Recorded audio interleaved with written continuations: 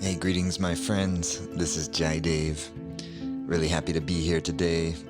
Thanks for listening to the podcast. This is an episode that I think will uplift your day.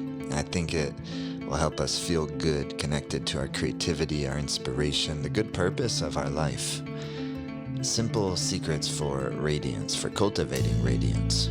When we say radiance, in yoga, we're talking about the subtle expression of the fire element, that which gives us clarity of mind, sense of good presence, sense of purpose, sense of clarity of direction in our life. It's both inner and outer luminosity, the radiant body. When we say secrets, the real secrets aren't really secrets at all. The real secrets are secrets only because they're based on experience. There's something that we can't really fully comprehend with just our intellect alone, with our rational thinking alone. We have to get into a more substantive part of our being and to experience what we mean by radiance. And simple is because it's not complicated at all, but perhaps it does require some subtlety, which is based on our experience. And this is really the beauty of yogic practices, Kundalini Yoga. And so in this episode of the podcast, you're going to hear the Dharma talk from a class that I taught just this week in late June 2022. And it circles around many, many things. But I think its heart is learning how to concentrate life force in the central nervous system. Learning how to bring equanimity, neutralization to the mind and the psyche so we can experience real meditative spaces. And from the reservoir of our meditative psyche, we get the inspiration for our life. We get the clarity for our life. We get the ability to practice that which we really believe and hold dear to us deep in our hearts. And so this is a episode of the podcast where you're going to hear the teaching from this class. This class was taught on the new moon, and coming up on the full moon, we're going to be doing a very special experience. It's free. It's open to everyone. It won't be on this podcast, but if you go to this podcast and you click the link in the description of the podcast, you can be a part of that experience, cultivating inner and outer radiance or luminosity, radiant body on the full moon. And that's open to everyone. Anyone can do it. So if you're interested in that, that's available too. But today, enjoy the episode of the podcast, Simple Secrets for Cultivating Radiance. And I hope you enjoy it. Thanks so much for listening. If you haven't already subscribed to the podcast, please subscribe wherever you listen to your podcasts. If you feel inspired to do so and would give us a rating or a review, we'd love that. It helps it get to more people. Appreciate you all listening. Thanks so much. Enjoy the podcast.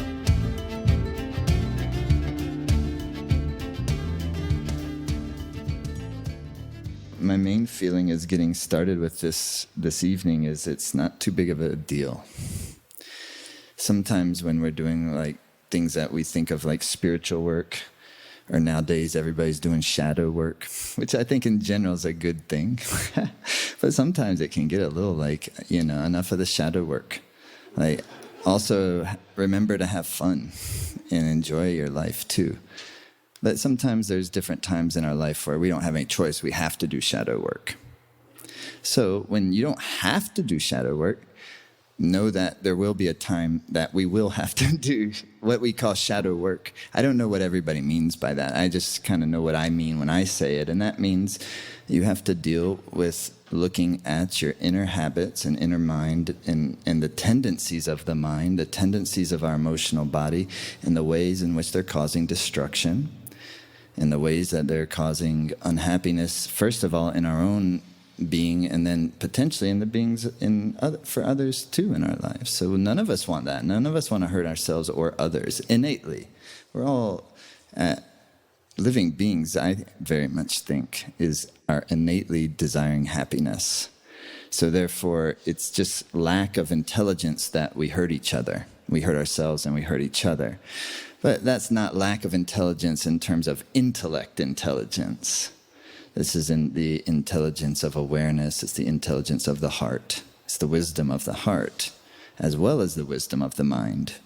Wisdom of the heart teaches us how to love. Wisdom of the mind helps us to do a little bit more all the time of discerning from what is real versus what is not real.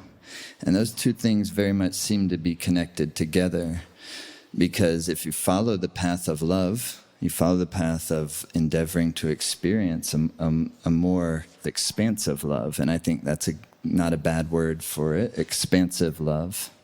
But we could also say a more equalized love, meaning that it's not a love that is reserved, too predominantly for one aspect of life, but doesn't get to the other aspects of our life. So in the most simple way of thinking about that perhaps is you have love for those who are treating you well, and you don't have as much love for those who are treating you poorly. Because don't we have both of those in our lives? The only thing, though, that we can actually make refinements to is how are we treating ourselves? And that requires awareness, which is, on one hand, fantastic. It helps our radiance, our sense of clarity, our sense of direction in life, like a light that's shining. I always think if you're going into like the Yuba River Canyon without any headlights on, it's totally difficult, and you probably won't make it without hitting at least one tree. So, but if you turn headlights on, it's no problem at all. Some of y'all do it 7 times a week. So this is the idea behind radiance. When we talk about radiance, we're not talking about something supernatural or something that some people has capacity for and others don't. Just like everybody has a liver, everybody also has an intelligence. Everyone has a brilliance, an inner brilliance. And the more we can experience that within ourselves, then the more that outer shine can also be experienced by ourselves. We feel shiny, more shiny. Have anyone here had the experience where you feel more shiny? And therefore, if you've had the experience of more shiny, then you've also had the experience of what?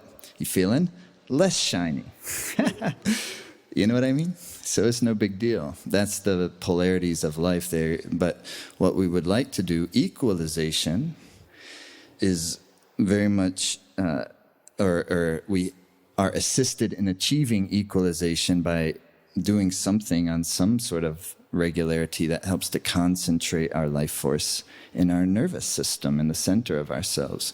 What the yogis call the central channel, which we could think of it as maybe the more subtle correlate to the central nervous system.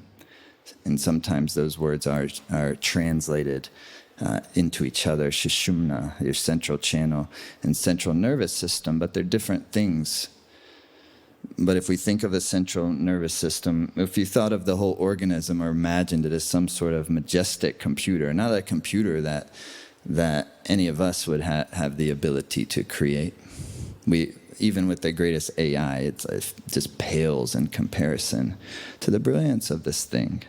Let's see them create the mathematics of this universe in such a way that we can interpret it through the poetry of astrology. You know what I mean? There's something going on that's far beyond our comprehension as human beings and just the human mind. So this is why equanimity, centralization of prana in the Sushmana, or central nervous system, the central computing, what do they call it? Like the CPU or something like this? I don't know computers that well. But the idea is simple, is that this is a vehicle and it doesn't last forever. Don't you notice how, as the years go by, the processing speed starts to slow down? But that doesn't mean wisdom. Wisdom can increase, definitely. But what about when I said processing speed? What I have in my mind is metabolism, the metabolism of the body. You see, wisdom is not going, I don't believe, with the suit. When the suit is shed, I believe and feel very much that love and wisdom continue on. That's the search of the yogi, is to try to discover what is it that continues on, because that's the journey we're all on. And we're not all on it just at the time of our physical death. We're all the time dying. Changes happen in our lives, transformations. Remember, at one point, we were in our teens, and then the teens died. And you went into the 20s. It was pretty cool, I guess, I always think if you have the wisdom of your 60s and the body of your 20s, that would be a good combination. But this is not how it's designed here.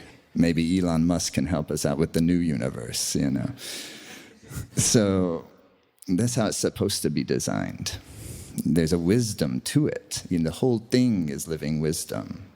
That's the beauty of the yogic vision, the tantric vision, is the whole thing is conspiring for awakening, but not just awakening in some idea that, I just feel like this awakening idea gets really sensationalized when we don't even know what awakening is.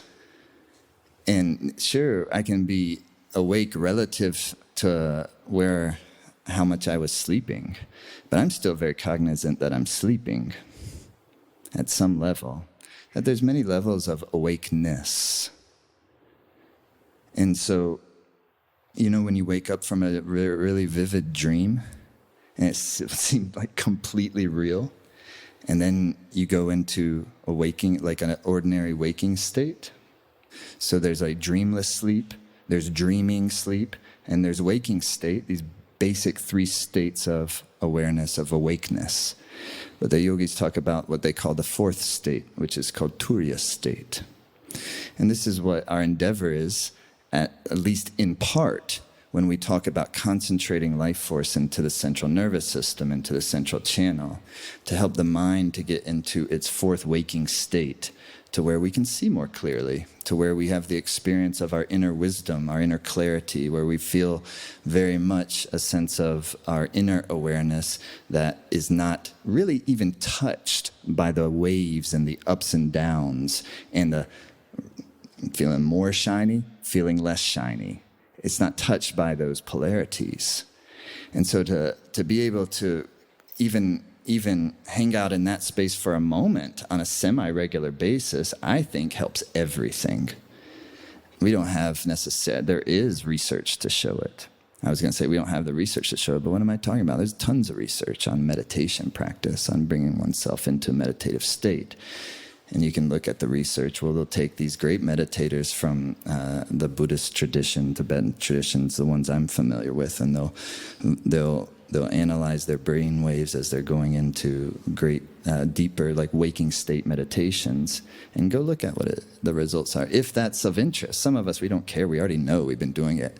And some of us, we've been doing it and we care because it's really cool.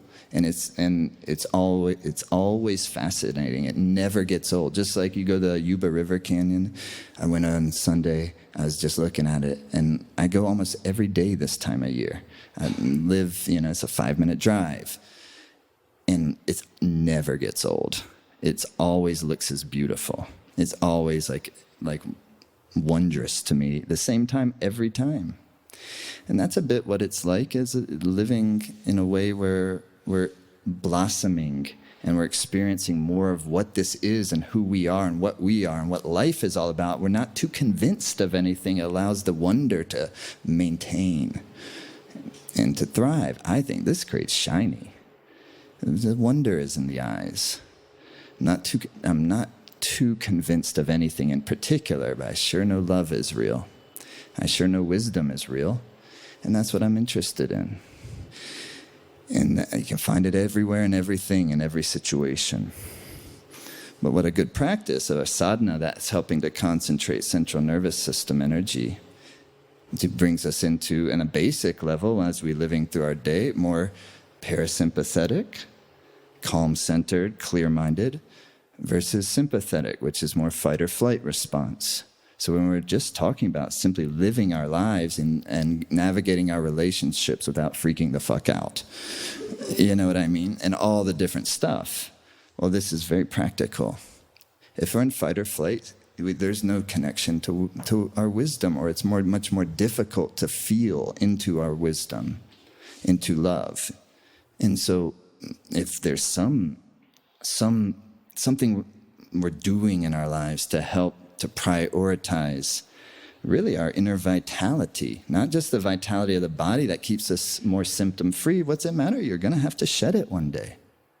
So how about a vitality that is a vitality that you don't shed? A vitality that helps wisdom and love. That seems like that's something worth spending time on a regular basis, because every day is passing. And why go through life having to feel grim about the fact that every day is passing? But why not cultivate a state, or endeavor at least, aspire to cultivate a state that we can not feel trepidation at the reality of our aging and the fact that one day we'll drop the body. That's happening. And we never know when. I like in the Buddhist text where they say, like, even walking down the street can be a cause of death. It's true. You never know. You never know. But the real thing they say is nothing ever dies. But transformations take place, just like you had to say goodbye to your teens when you entered the 20s, and then you hit the 30s, and the 20s died. Oh, and that one's a real death, because you just finished your Saturn return at that, your first Saturn return. The second Saturn return, I'm sure, is better. I haven't got to it yet, because they say Saturn gets better with age. I think that's because Saturn gives wisdom. Nobody likes Saturn because Saturn causes more difficulties in our life, generally speaking. But Saturn is a deliverer of wisdom. And so that's why, I wish we had the wisdom of the 60s in the body of the 20s, because you ain't gone through the first Saturn return yet. You're not really an adult. We say, I got bar mitzvahed. I was an adult at 13. Everybody else had to wait till their first Saturn return.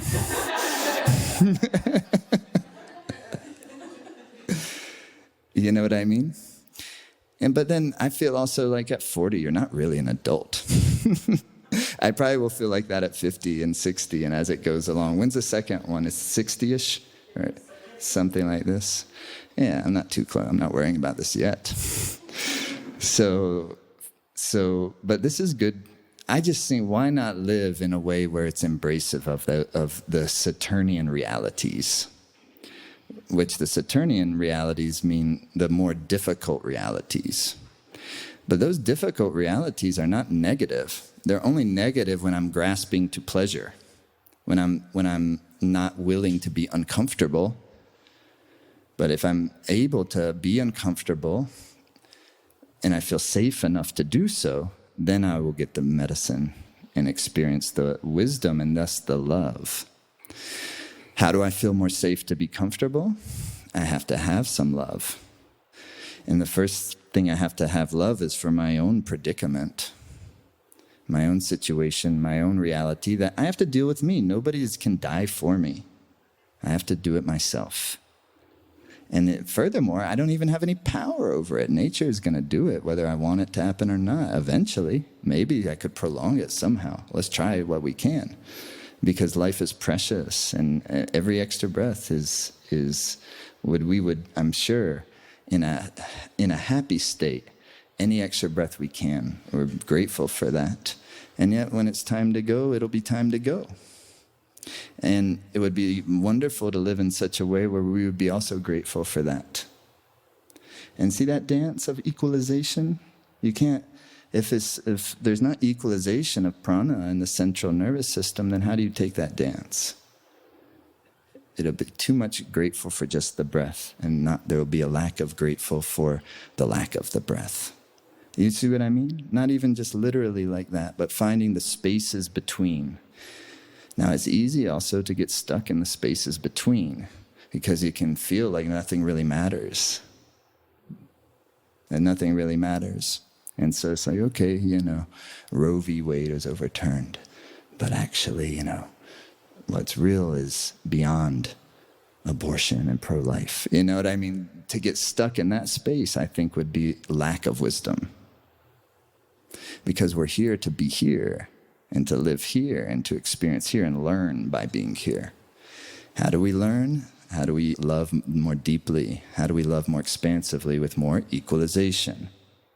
So there's no way that we can solve these types of conflicts if the psyches of the humans dealing with the conflict are overly polarized, which we're incredibly polarized right now.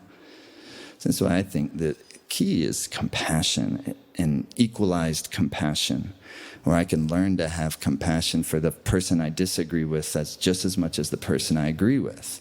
But that doesn't mean I like them. And I think that's where we often get tripped up, because I don't like that motherfucker, and I don't like what they stand for, and I want them anywhere near my space, if I can handle it, and yet I can have love, because I can have compassion, because I myself suffer plenty.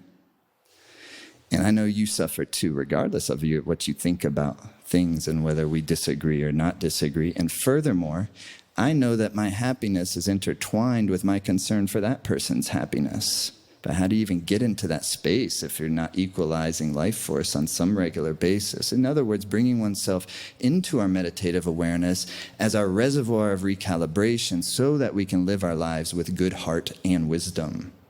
Two wings of the same bird. Is it making any sense? So without the compassion piece, it would be easy to get stuck in the days between, in the space between. The space between is where you tap that reservoir of wisdom so that you can then bring it into the dharmas of our life. I would imagine this is partly why Krishna is even telling Arjuna in the Bhagavad Gita, you have to do what you came to do. Dharma is purpose. Dharma is a sense of even duty.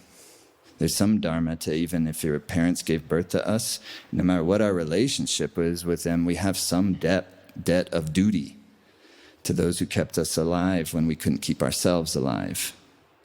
Just basic mindfulness of living, that every action that we take, that in Padmasambhava, Guru Rinpoche, as the Tibetans call him, lovingly, even though my view is as expansive as the sky, my attention to activity is as fine as a grain of flour. You see? So it's both. And the beauty of that brings substance to even when you go out in your front door when you wake up in the morning. Say maybe you even light an incense and thought about how the endeavor to have equanimity of compassion and love. Wow, what a way to start the day. Fantastic. Even the flowers and the trees and everything's included, but also the things we don't like are included. And then you could even sweep outside, You like to sweep? I love to sweep.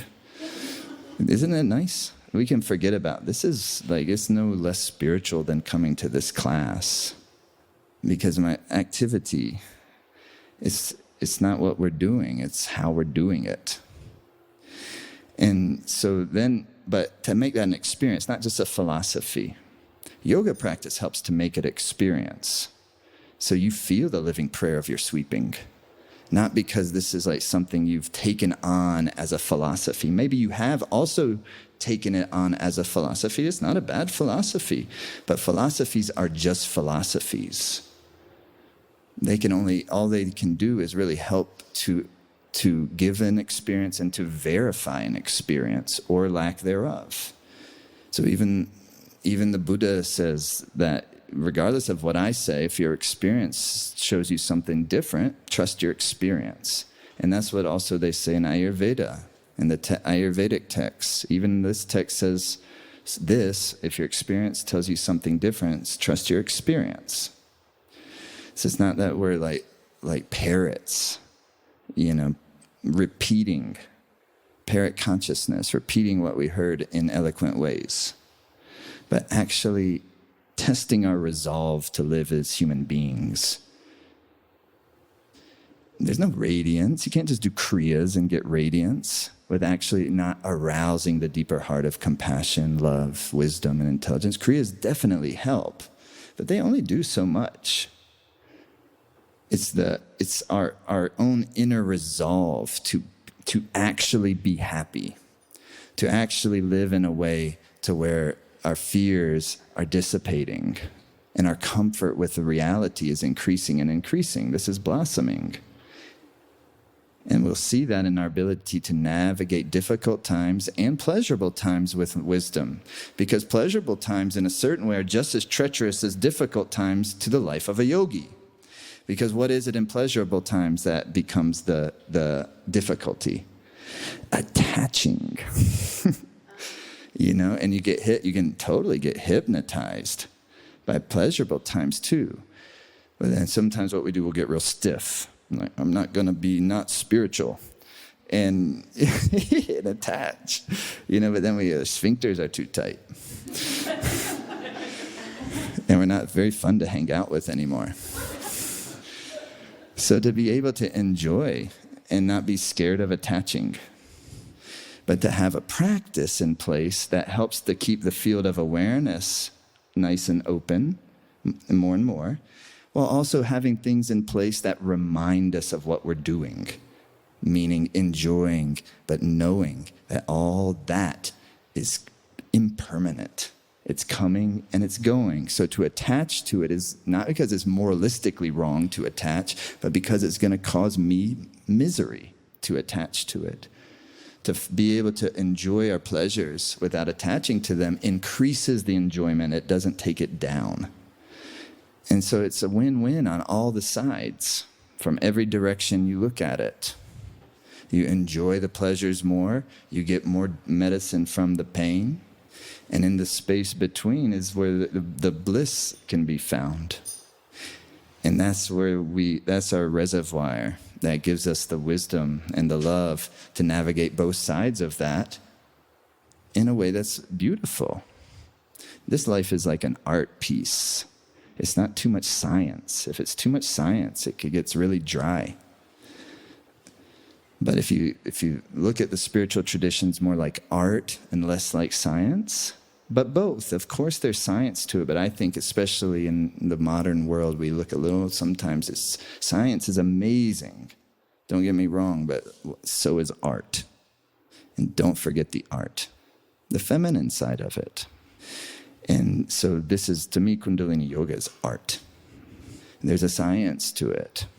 But the science is, I think, there to serve the art of it, to give you some sort of way of concentrating energy, some sort of way of moving prana, some sort of way of strengthening the nervous system, balancing the glandular system, so that you can be in more of a flow state in life. And in a flow state, it's fun, it's happy. You can do anything. And you can enjoy, because you're in life, and a flow state means there's presence. Have you ever tried to be in the present moment? It's impossible. You can only be there and then it's gone. Present moment is a flow state. So this is the wisdom of Saturn, though. It's like, how can I be in a flow state? I have a calendar. That calendar becomes the structure for the flow of your life to happen. What gets on the calendar, this is the Capricorn speaking, what gets on the calendar is showing what's prioritized in our life, whether it's actually on a calendar or just something we do habitually every week. But what makes the calendar consistently is how we see what we're prioritizing in our life.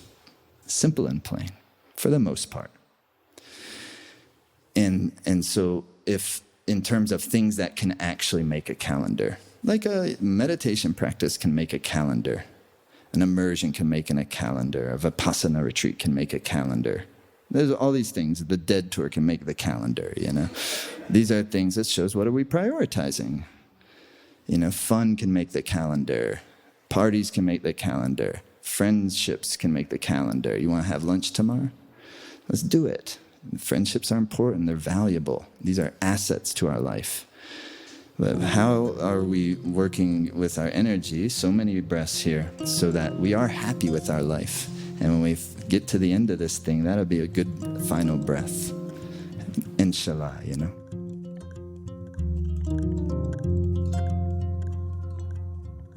Hey, thanks so much for listening today, everyone. Hope you enjoyed.